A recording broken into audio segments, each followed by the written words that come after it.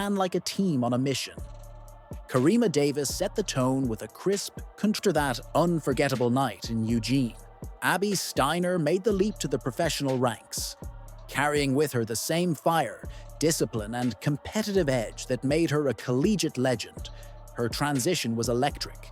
She made an incredible burst onto the pro scene with the kind of performances that reminded everyone why she had been the heartbeat of Kentucky's golden era. But the path of greatness is rarely straight. Before the 2025 season unfolded, Steiner faced her toughest opponent yet: injury and a major surgery that forced her to step away from the track she had once dominated. For an athlete whose career was built on relentless speed and rhythm, the pause was painful. Yet, true to form, Steiner's spirit never broke. Behind the scenes, she's been rebuilding, stronger, hungrier, and more determined than ever. Now, as the world looks toward 2026, all eyes are once again turning to Abby Steiner. The comeback trail is long, but her story has never been about ease. It's been about evolution, perseverance, and finishing what she started. Because for Abby Steiner, the race isn't over. It's just entering its next most powerful phase. Now, how do you feel about Abby's return?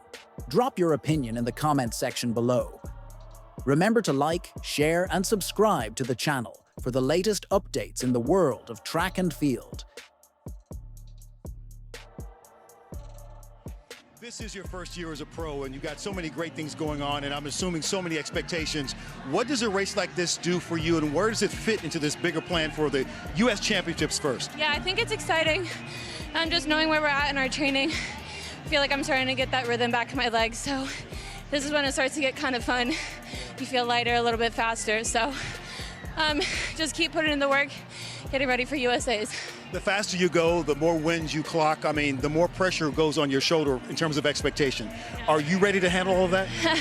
I am. I think the most important thing is, we were talking about this week, is to remind yourself that everyone else in the race is also feeling nervous and excited and all those emotions, and there are people too.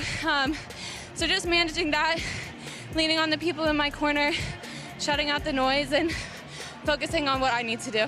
All righty, we'll see you at the next stop. Congratulations here in Bermuda. Thank you.